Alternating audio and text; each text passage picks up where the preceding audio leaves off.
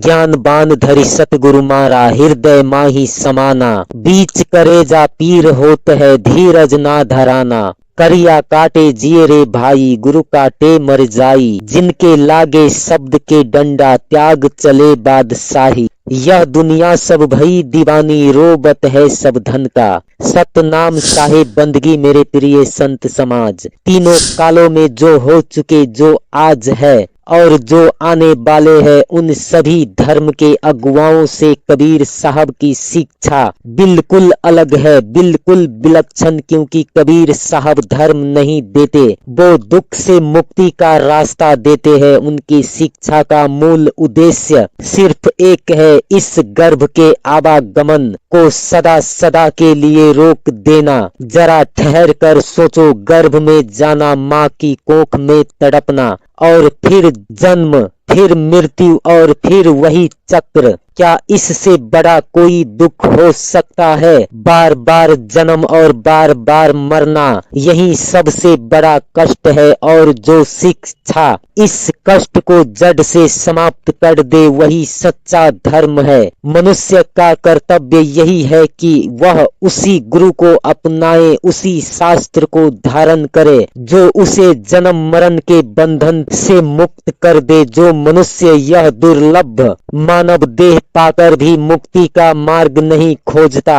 वह महाअभागा है। क्योंकि यह समय फिर नहीं मिलेगा। फिर वही भवसागर, वही डूबकिया और वही अत्यंतहीन पीड़ा। योग मुक्ति हो या तंत्र मंत्र, ये सब भी बंधन के ही कारण है। यदि योग समाधि से कोई अमर हो जाता तो बताओ आज तक कोई योगी क्यों नहीं बचा? सन्यासी ब्रह्मा का ध्यान करते हैं, पर वही ब्रह्मा उनका भ्रम बन जाता है। अमर रूप बनने की चाह में वे फिर आवागमन में फंसे रहते हैं। ब्रह्मा विष्णु शिव सनकादि सब उसी भ्रम नदी में डुबकियां खा रहे हैं। इस भ्रम की कोई सीमा नहीं, कोई अंत नहीं। अब सुनो ध्यान से, सक्षम वेद के बिना पढ़े किसी की मुक्ति संभव नहीं। जो ध्यान पूर्वक सक्षम वेद पढ़ता है, उसके विषयों पर विचार करता है, उसकी आज्ञाओं पर दृढ़ रहता है और समस्त मिथ्याओं से अलग हो जाता है, वही सच्चा मनुष्य है और वही काल पुरुष के पंजे से छूट पाता है। पर कंजूस, व्यभिचारी और कपटी मनुष्य, उन्हें सक्षम वेद पढ़ने से भी कोई लाभ नहीं। हे मेरे प्रिय संत, अपने गुरु को स्वयं सत्य पुरुष जानो। यह समझो कि स्वयं सत्य पुरुष गुरु के मुख से बोलते हैं, गुरु के शरीर से खाते पीते हैं और उसी शरीर से वस्त्र धारण करते हैं। जिससे गुरु की बात पर विश्वास नहीं, जिनके मन में घमंड है और जिनमें नम्रता नहीं, जिनका पतन निश्चित है। और अंत में इस एक वाक्य को हृदय में उतार लो, सेवा सब पुण्यों से भी बड़ा पुण्य है। इस संसार में यदि कोई कर्तव्य सबसे ऊपर है तो वह है सेवा का कर्तव्य। और उस सेवा में भी सबसे महान, सबसे पवित्र, सबसे ऊंची गुरु का सेवा। जो मनुष्य अपने गुरु का सेवा को पूर्ण करता है, उसका हृदय धीरे धीरे प्रकाशित होने लगता है, अंधकार हटने लगता है और भीतर एक ऐसा प्रकाश जागता है जो जीवन की दिशा बदल देता है। ऐसे सेवक के लिए गुरु केवल देह नहीं धरते, उसी गुरु की मूर्ति से पारख गुरु प्रकट हो जाते हैं और उसकी समस्त कामनाएं अपने आप पूर्ण होने लगता है। पर सुनो, जो मनुष्य गुरु के प्रति अपना कर्तव्य नहीं निभाता और उल्टा गुरु से अपने प्रति कर्तव्य की अपेक्षा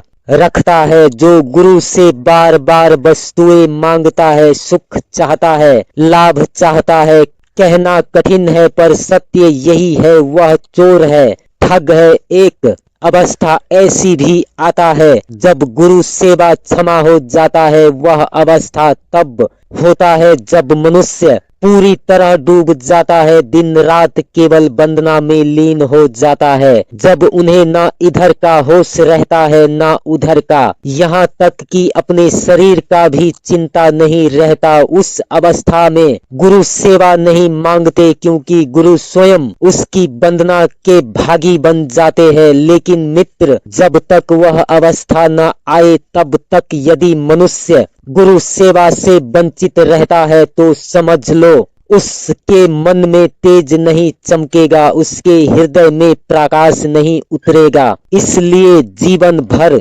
गुरु का सेवा में रहना और गुरु की आज्ञा में चलना ही उचित है, कल्याणकारी है। क्योंकि सत्य यही है कि गुरु के प्रति का कर्तव्य कभी भी पूरी तरह चुकाया नहीं जा सकता। सिर्फ एक नाम के बदले तीनों लोकों में ऐसे कोई वस्तु नहीं जो गुरु को दी जा सके। गुरु ही धर्म की जड़ है, और जब जड़ को सींचा जाता है तो डाल पात फल फूल सब अपने आप हरे हो जाते हैं, और जब निश्चय का वृक्ष मजबूत हो जाता है तो उसमें सब प्रकार के फल फूल लगते हैं। अब सुनो यह कड़वा सत्य, कंजूस की मुक्ति कभी नहीं होता। यह कंजूसी बहुत बड़ा शैतान है, जिसके मन में यह प्रवेश कर जाता है वह जीवित होकर भी स्मशान बन जाता है। यह एक ऐसा घृणित लत है जिससे स्वयं परमेश्वर भी घृणा करते हैं। पीर पैगंबर सिद्ध साधु सब इसे बुरा जानते हैं। कोई कितना भी जप करे, तप करे, वंदना करे, सेवा करे, पर यदि मन में कंजूसी बैठी है तो सब कुछ नष्ट हो जाता है। कंजूस सिद्ध की सारी सिद्धियां धूल में मिल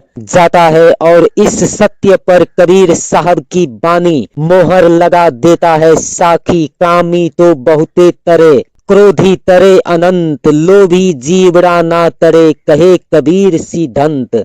अर्थात यही है मित्र, काम और क्रोध से भी मनुष्य पार हो सकता है, पर लोभ और कंजूसी आत्मा को ही डुबा देता है। साधुओं की सेवा कोई साधारण कर्म नहीं है, यह तो वह दिव्य पूजा है जो सीधे आत्मा को परमात्मा से जोड़ देता है। साधुओं की सेवा में जो प्रेम, श्रद्धा और समर्पण छिपा है वही भक्ति बनकर मुक्ति का द्वार खोल देता है। जो मनुष्य साधुओं को भोजन कराता है, उन साधुओं की कृपा से असंभव भी संभव हो जाता है। बिगड़े हुए कार्य संभरने लगते हैं और जीवन में वह सब प्राप्त होने लगता है जिनके लिए मनुष्य जन्म जन्मांतर तक भटकता रहता है। साधु केवल आशीर्वाद ही नहीं देते, वे जीवन जीने की सही युक्ति सिखाते हैं। वे हमें सत्य का मार्ग दिखाते हैं, असत्य से दूर रखते हैं, और हर अच्छे प्रेरणा हमारे हृदय में जगा देता है। जिस पर साधुओं की कृपा पड़ जाता है उसका जीवन साधारण नहीं रहता, वह संसार में रहते हुए भी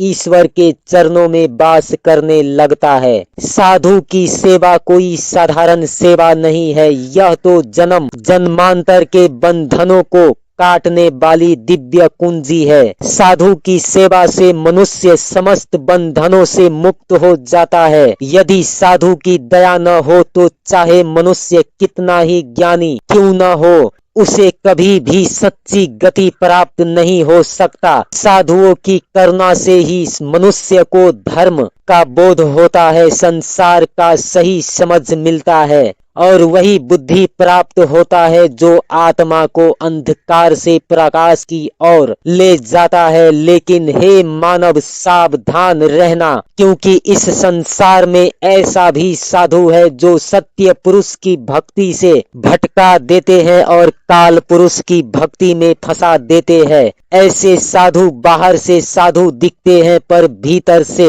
वे काल के दूत होते हैं। इसलिए साधु की पहचान उनके वस्त्र से नहीं, उनके शब्दों से नहीं, बल्कि उसकी शिक्षा और आचरण से करनी चाहिए। ऐसा न हो कि हम उनके छल में आ जाए और जीवन भर भटकते रहे। जो साधु अपने गुरु के ज्ञान को जानता है, अपने गुरु की मर्यादा रखता है और गुरु के सम्मान सेवा करता है, वही सच्चा साधु है। और जो धोखा देने वाले साधु है, वे अपनी बातों से ही पहचाने जाते हैं। सत्य पुरुष की भक्ति को छोड़कर बाकी सभी भक्ति मार्ग जाल और बंधन है। काल पुरुष का विष ब्रह्मा विष्णु और शिव से लेकर समस्त जीवों में समाया हुआ है। मनुष्य का शरीर, उसकी नाड़ियां, उसकी सोच, हर जगह काल का विषय फैला हुआ है। जब तक सत्य पुरुष की दया नहीं होता, कोई भी सत्य पद को प्राप्त नहीं कर सकता। जिसे सत्य गुरु अपनी करुणा से सींच लेते हैं, वही इस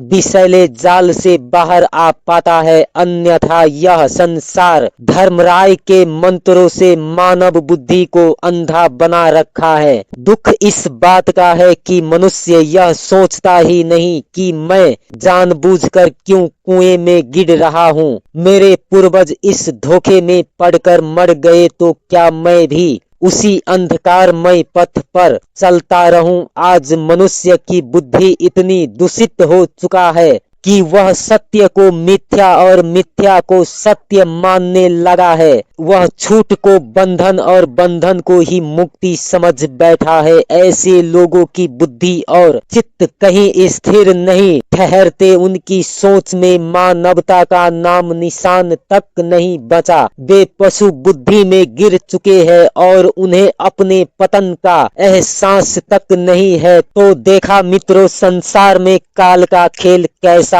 है, पर सच्चे गुरु का नाम ही आत्मा को मुक्ति की राह दिखाता है। अगर आप भी सत्य की खोज में है तो इस संदेश को दूर दूर तक पहुंचाओ, क्योंकि एक एक आत्मा को ये रहस्य जानना जरूरी है। इसलिए वीडियो को लाइक करो, अपने मित्र और परिवार के साथ शेयर करो, अपने विचार कमेंट में लिखो और ऐसे ही सत्संग संदेश पाने के लिए चैनल को अभी सब्सक्राइब करो। याद रखो मित्रों, काल का फंदा केवल गुरु का नाम ही काट सकता है। फिर मिलेंगे अगले संदेश में, तब तक के लिए विदा चाहता हूँ। सतनाम।